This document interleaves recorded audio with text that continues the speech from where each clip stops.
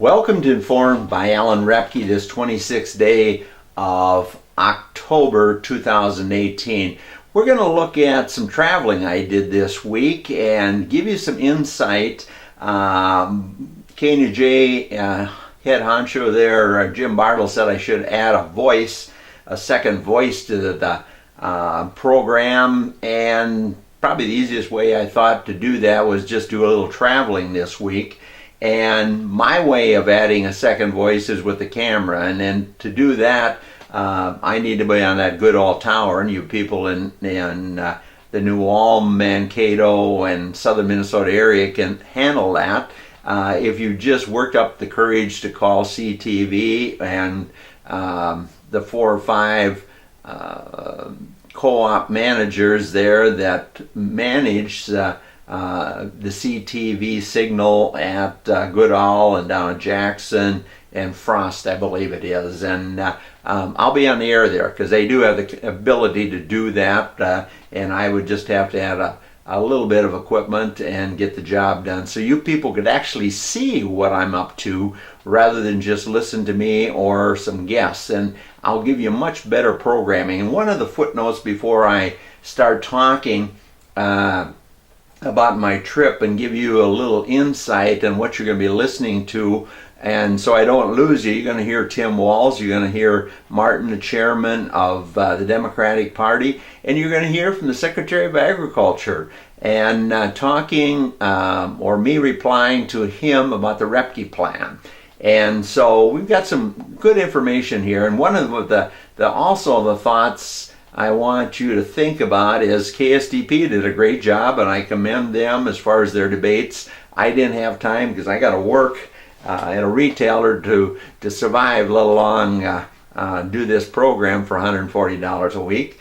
And KSDP did statewide coverage, but see, one of their honchos that I call once in a while and knows some background on what I'm up to, or some of the things I pulled off or just about pulled off in a big way. I contend that, hey, we got to do things like this before that cockeyed Roebke does it on his own in his third world income, because he just about did that, of the ability to be all over the state of Minnesota and the region, for that matter of fact, to really be a positive influence in the common citizen's life. And that's, of course, the goal of Informed by Alan Roebke and Informed TV and radio in general. But we're not quite there yet, and so I just wanted to give you that footnote that they did it, but they also knew that old Roebke could have pulled it off himself if he had just got a foothold there, that good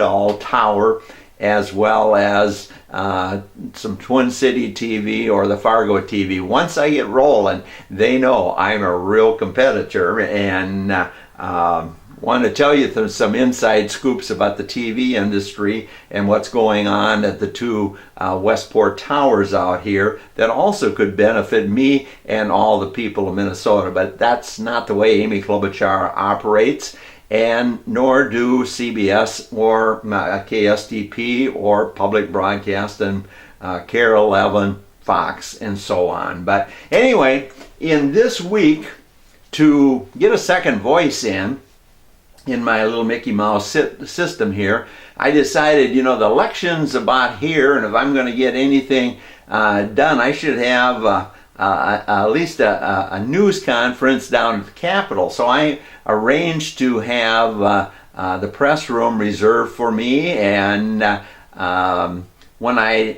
day I said I was going to come, is anybody there? No. And they said, and well, that's good. And then while I was thinking a little bit, why would I want to go when nobody's there? So I called them back and I said, why don't we change that date? What day is somebody coming in, and I can be right before them or right after them? Well, they said Tim Walz is going to have a news conference on Wednesday.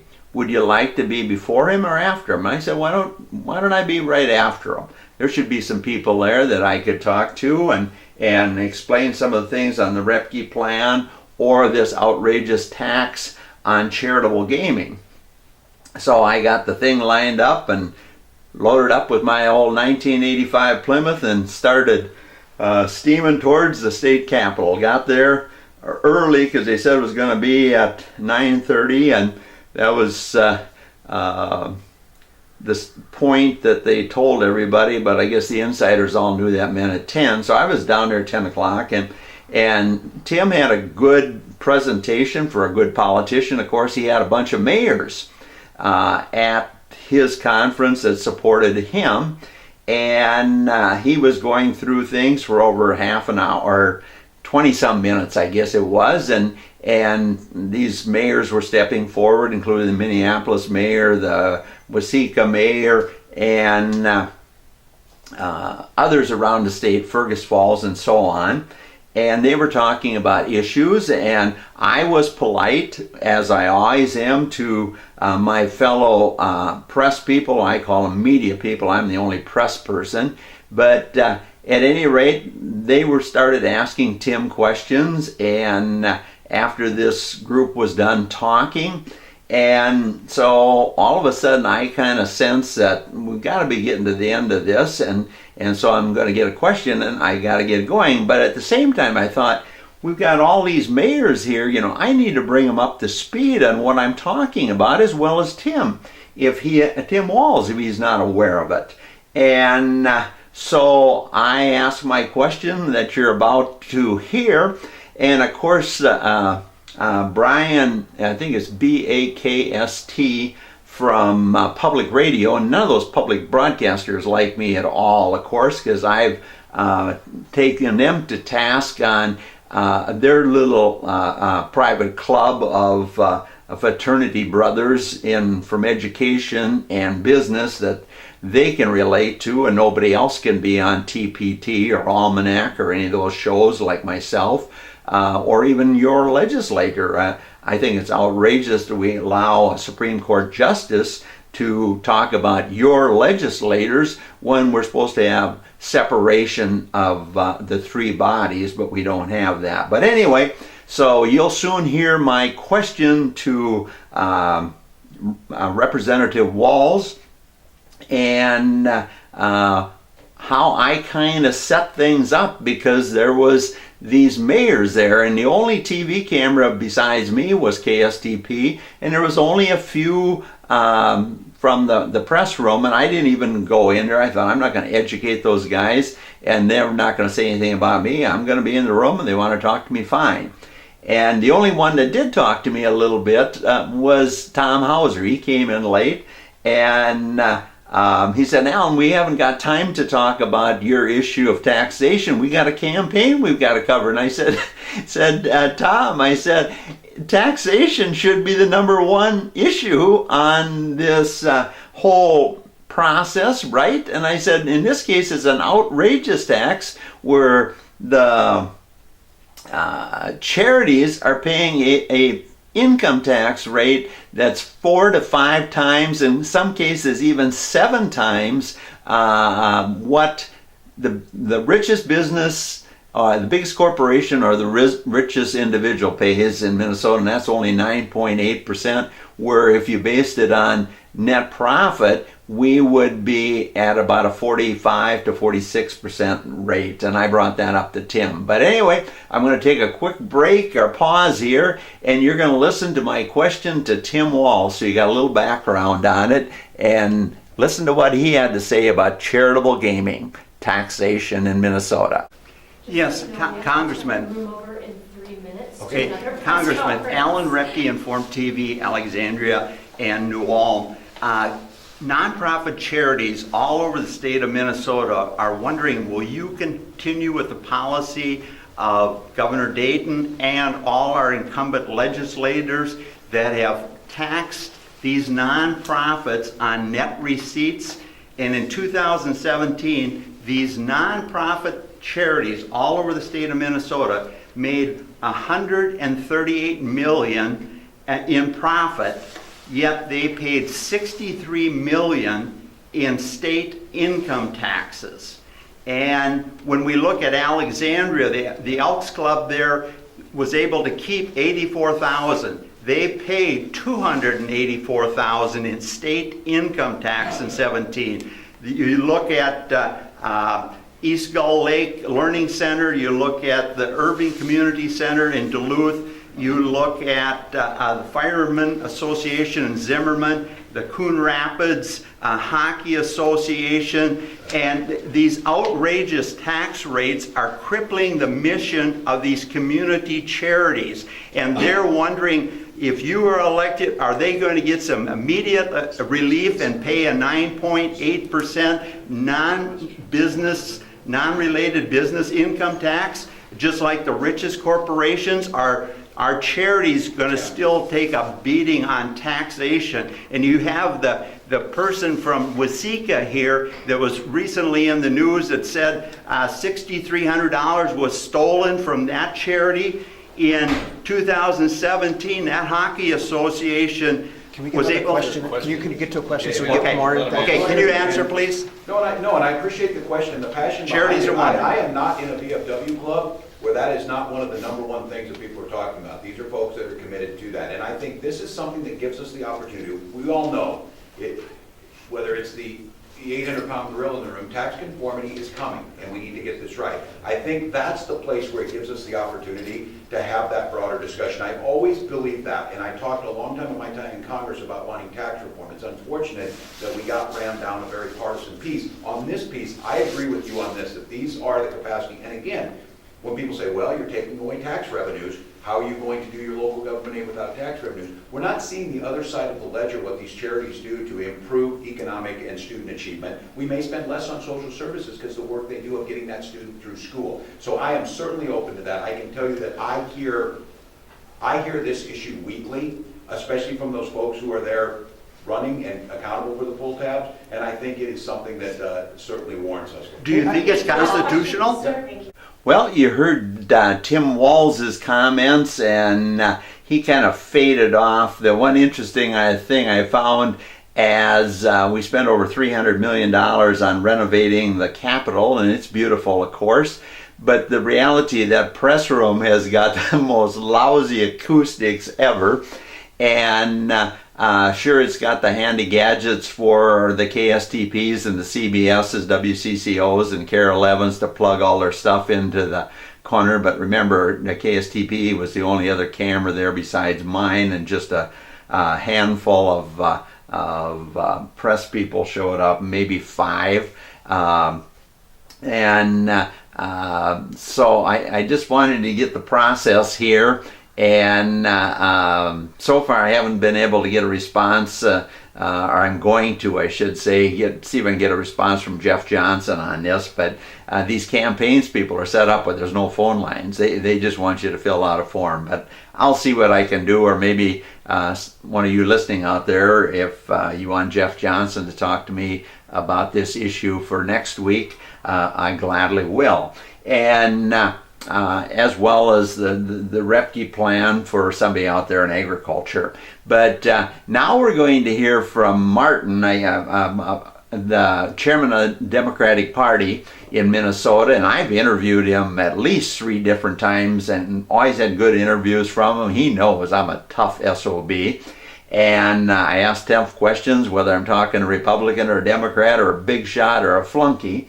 And so he was a little nervous. He came in as part of the Tim Walz group after they left, and before my time was to have the spot, and he was there promoting Keith Ellison, and had somebody with him that were trying to say, well, the Attorney General's office has operated great for 50 years. Why would we not want a Democrat there? And I'm just kind of shaking my head, of course.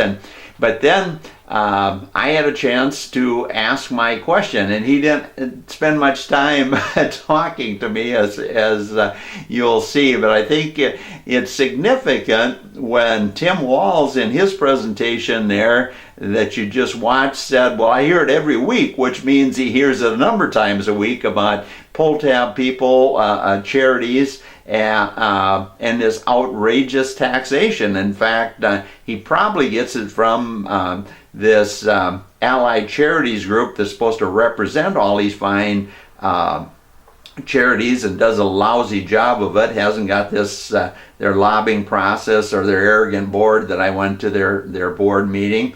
But I told them, hey guys, you when you fail, as you guys have and failed miserably in session after session to get this tax reduced, you should be helping me, because the real way to solve a problem is during the election process. And but at any rate, listen to the chairman of the Democratic Party, and then we'll come back and talk about that. And you're also going to see some footage of me asking and presenting a little bit to Secretary of Agriculture Sonny Perdue, that all you farmers, landlords, taxpayers will find interesting. And I did that at a Poet ethanol plant in South Dakota this week. Mr. Chairman, as chairman of the Democratic Party and talking ethics here today, is it ethical, does the Democratic Party believe it's ethical to tax Minnesota nonprofit charities at the highest rate, 4 to 5 times anybody else? I don't know enough about it. I just don't know enough about it. And this unethical tax goes to pay off U.S. Bank stadium bonds? Yeah. You should know about that, Mr. Chairman. Yeah. These charities are furious and they're paying the ridiculous amount of tax, so the mission of their communities is hurt dramatically. I hear you. I don't know enough about it. I'm going to give you some info. Thank you very much. I'm not an elected official, so you should talk to people who actually vote on issues like that. So, any other questions? Well, you just got done hearing the Democratic Party view of these charities, that they're not aware of it, this outrageous tax rate. So anyway, now we're going to travel. I got my old 1985 Plymouth and steamed down the freeway there, 35 over to 90, all the way over to Sioux Falls, and then down to Chancellor, South Dakota, southwest of Sioux Falls, just to see where I was at. And then I had to get a room, of course, for the night, and then be out at the ethanol plant there at 7:30 the next morning. And as soon as I walked through the door, here was Jeff Broyne, Mr. Ethanol, and himself, and from Poet ethanol plants, a bunch of them in southern Minnesota that some of you listeners here have stock in, or everybody probably knows somebody that has investment in an ethanol plant. And he happened to be standing there with some of his staff waiting for the Secretary of Agriculture to come in. So I had my little letter to the editor that was in the Land magazine and some publications around the area. Not as many as it should have been, of course, but so I set my camera down and said, Jeff, here's something I want you to read before the secretary gets here. So, and then one of his staff was saying, well, you press people should be down in the basement, not standing here. And I said, that's fine, just lead the way. And he had my little piece on the Roebke plan. And I go down the basement and wait for the secretary. And when the secretary came in, I filmed the whole meeting, and they had much better acoustics down there than the state capitol press room had for me, my camera, and my little shotgun mic on it, which is a pretty good shotgun mic. And so they went around the table, introduced themselves, and they gave questions on ethanol to Secretary Sonny Perdue, and Jeff Broyne introduced the dignitaries he had there, Senator Rounds from South Dakota, that was also governor, I believe, as well as Nomes, that is the Congress lady from South Dakota right now, but she's also running for governor this year. Just a beautiful lady that sounds very talented. A few comments she made, and I recorded that all on camera, of course, as well as some comments from Senator Round. And in this process, then they had that meeting, and Then the group split off to go on a tour, and they told me, I couldn't take my camera, and I said, no, that's no problem, I understand, and I'm going to stay here and question the secretary. And once again, all these sources, if you talk to them, tell them that SOB Roebke is so rude and inconsiderate.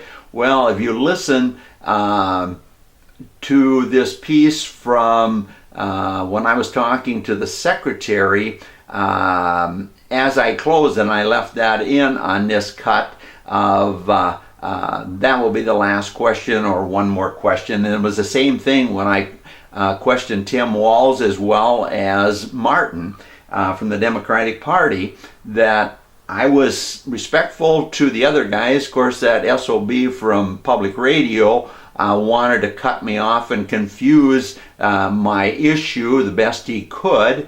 And but anyway, so I let the rest of them have their questions of the secretary, and there was quite a few there, but I was the only TV camera there, and I thought it'd kind of be swamped with TV, but Sonny Perdue was there 2 weeks before in Council Bluffs, right south of there, talking about this E85 issue, which I think is not a sound policy.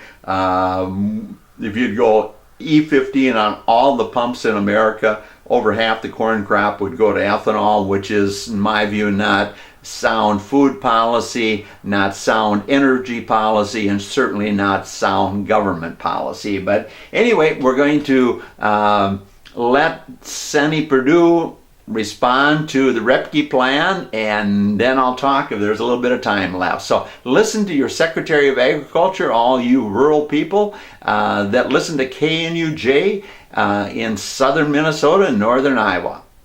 The second tranche of payments, I'd like to get them out sooner rather than later. I actually had hoped to do it in October, and this is where OMB came back in and asked us to hold back. Part of the reason for that is there's not a good farmer in America, not a farmer in America that'd rather not have a good crop at a fair price than a government check. And so this second tranche is there to continue to incentivize our negotiators to get trade done and resolved. And the good news is we're making progress in that. We got the South Korea deal, we got the Canadian and the Mexican deal done. Now we're moving to EU and Japan and on to where China realizes they're going to be isolated in the fair and free trade area of this world. And hopefully they'll come along and stop stealing our stuff and play fair. Thank you. Mr. Secretary, there's a plan in the hands of your chief economist as well as your deputy secretary for over a month. It's called the Roebke Plan, that supports farm income immediately by raising loan levels 155% and makes the corn loan 303, the soybean loan 775 immediately, but it's a volunteer, no-cost program because it's a recourse loan with a 1% higher interest rate. And to address the ethanol industry, Jeff's concerns as well as corn growers' concerns, it immediately takes all nationwide pumps from 10% to 11%. And that consumes another 500 million bushel of this year's corn crop. And the courts or the lawyers aren't going to be able to stop that. Can you present that to the farmers at your next stop, as well as send it out through your farm service agencies to the Minnesota farmers, to the South Dakota and North Dakota farmers? Because you said you like farmer input. They will immediately tell you, we want the option to use the Roebke plan to support farm income and put a lot more ethanol on the market immediately than compared to E15. Sir, as you know, you just gave me that document as I walked in. I did. I'm happy to look at it. I haven't had a chance to look at it. We went right into the meeting, and it sounds innovative and creative, and we'll look at all kind of ideas. I'm looking for anything that can make farming sustainable, and the best opportunity to make farming sustainable is to make it profitable again. So we'll look at that. I appreciate that, sir. One more question. Well, you got to see three different voices, so we responded to Bartle's concern, and I think I gave you some real good insight on how your world operates when there's no press involved and you have a senator like Amy Klobuchar that doesn't believe the public airways are there to serve the public. Rather, the public airways are there to serve people of privilege. and the common people just have no damn right to know what's really going on.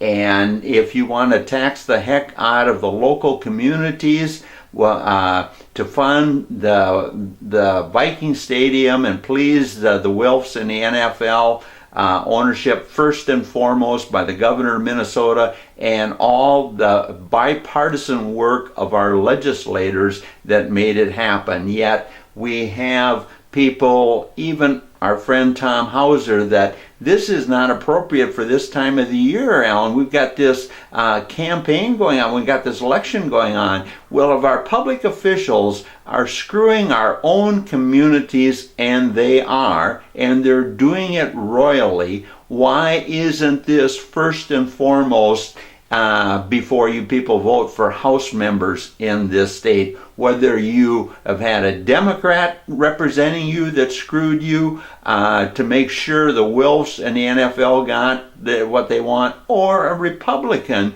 working with Governor Dayton to make sure that the local communities aren't smart enough to understand what's going on, and Education Minnesota, MnSCU, the University of Minnesota, and our church colleges have all so programmed society today that, well, when they do something, it's the only way you can do it. And we as citizens out here just aren't smart enough to understand what goes on. And if it was important, we've got these media empires and public broadcasting to make sure you're aware. But as you just looked, it didn't work out that way. Another quick comment, when I presented to Sonny Perdue once again to try to educate the other media guys there, when he said, this is the first that's come to me. Well, his two big honchos, two boys from Minnesota, Johansson, the chief economist, and Senske there, the deputy secretary, they never passed this on. And this, don't take anybody tell you they didn't do it because it wasn't appropriate. What did the Secretary of Agriculture say about this innovative idea? And Senator Rounds came up to me and said, hey, what got my attention, you said this is modeled after sugar. I'm interested, and no, it's NOEM, the lady that's the congressman running for governor. Her guys come over and give me a card. We're busy right now, but we want to make sure people are aware and exploring what you're talking about here. You got our attention, Mr. Roebke, as well. So at any rate, when my time rolls down and I'm putting all this stuff together in my Mickey Mouse system here, I just want to make sure I don't overrun my time, but I think I gave you something really to think about from Informed by Alan Roebke, and as always, thanks for listening.